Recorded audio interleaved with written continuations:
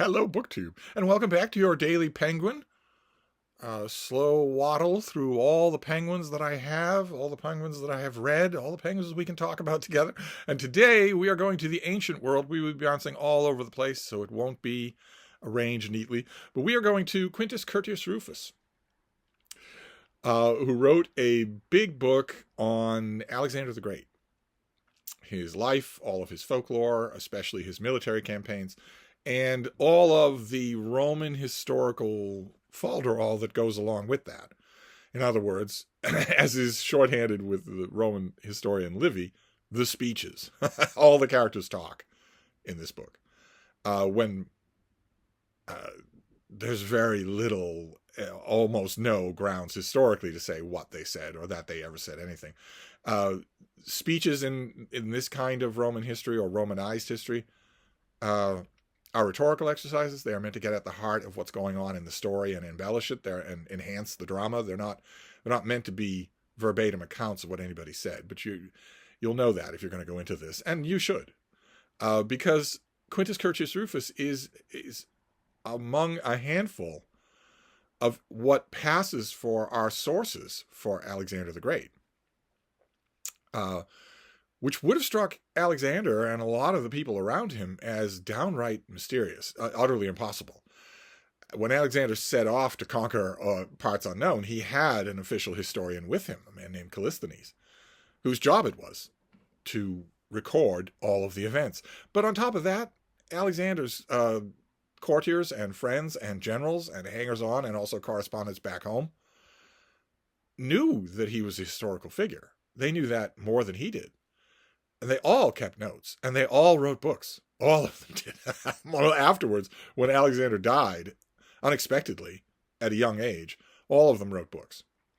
So they would have thought, if you'd asked them, if you'd gone back, 2,500 years and asked them, will there ever come a time when there will be a dearth of reliable first-hand information about Alexander the Great? They'd have said, no, there won't be. Not if I have anything to say about it. Not if my literary agent has anything to say about it.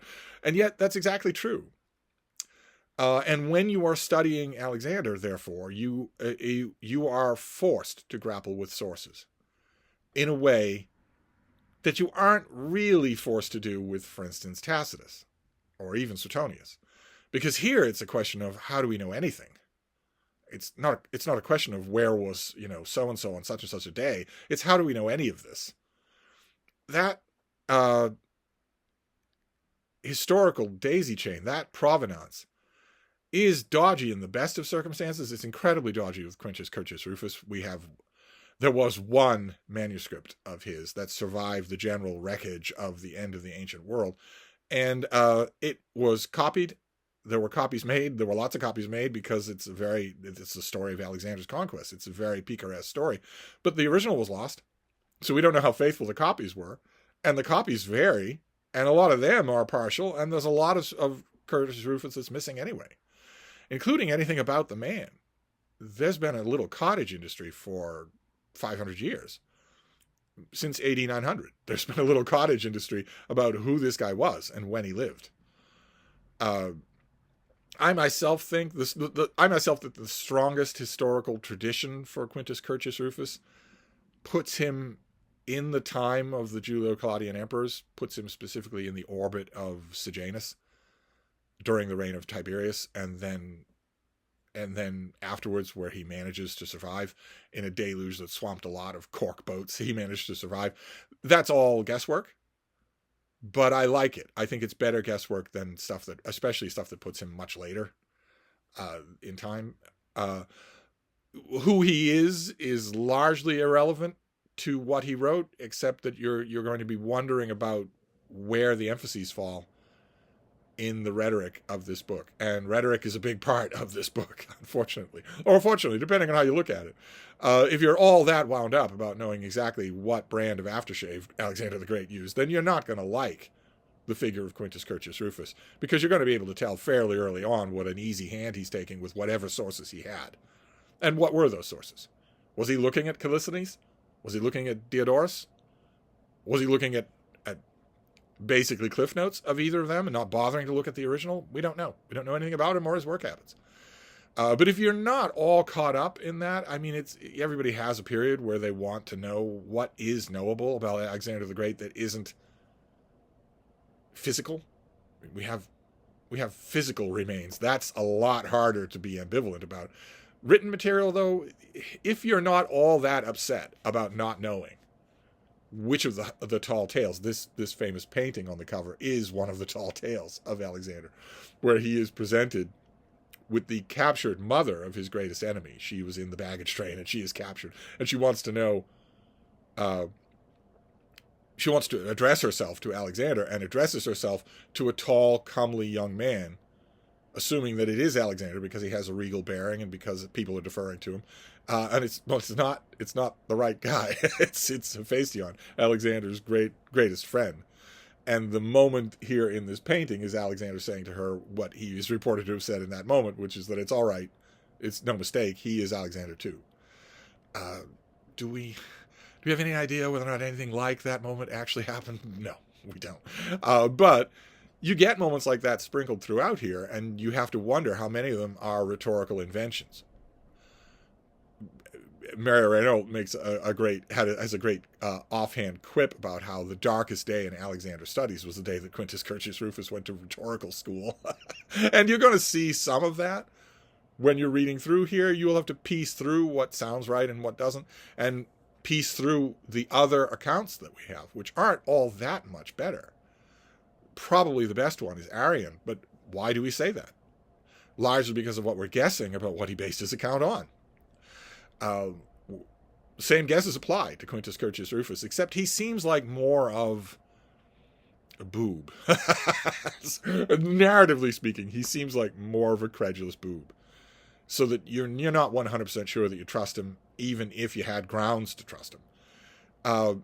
And this is the John Yardley translation, which Penguin did in 1984. I don't know for sure if they have ever updated this, whether or not they've maybe commissioned a new translation.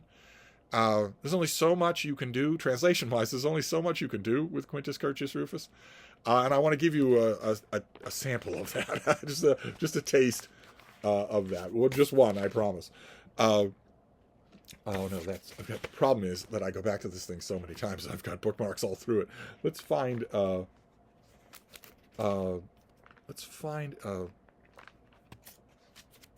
yeah, there we go. Okay, let's take something from book 4. Alexander encamped there for 2 days and had marching orders to proclaim for the 3rd. But at the first watch there was an eclipse of the moon.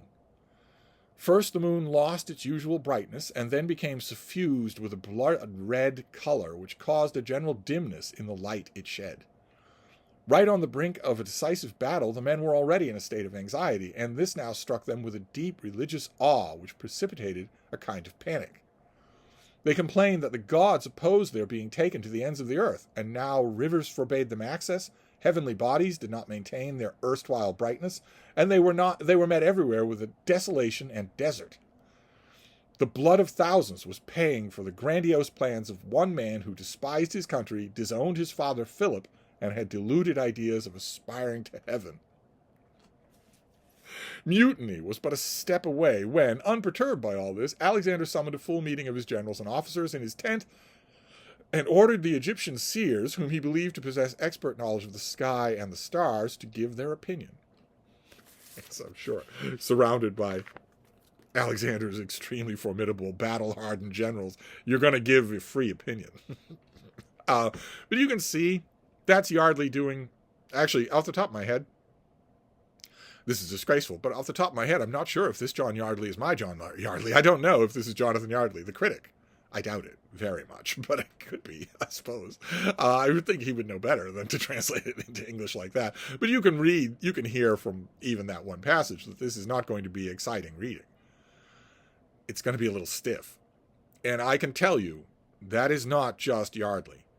That's Quintus Curtius Rufus, who is everywhere dolling this stuff up as a Roman rhetorical exercise. It's still good. There's still a decided momentum to it. And stripping away too much of that to make this more readable would fragilize it. It would make it, it wouldn't be Rufus anymore. So you don't want to do too much of that. But for your Daily Penguin, this is a must. if you want to know about Alexander the Great gets a biography every year, maybe 2. He's had tons of them. There's a whole room full of Alexander the Great biographies. But the key thing to know is that it comes down, all of those books come down to about 5 sources. And none of those sources are anywhere near contemporaneous. So when you're dealing with them as sources, you are then dealing with their sources. Where are they getting any of this? So if you're interested in studying Alexander, you're going to have to read Quintus Curtius Rufus. Simple as that. And it's not an entirely negative experience. This Penguin Classic is actually really good. It's got maps. It's got tons and tons of endnotes where Yardley is just explaining and expounding on every detail that might be a quibble or a trouble or a blank spot in Rufus. Just, you are really well taken care of in the critical apparatus of this book. That's usually true with Penguin Classics, definitely true with this one. So Penguin doesn't do all the sources that we have for Alexander. I believe they just do 2. This is one of them, and the most full dress of them all. So take that for what it's worth. But anyway, that is your Daily Penguin for today. We'll wrap this up for now. We'll see you next time. Thank you, BookTube.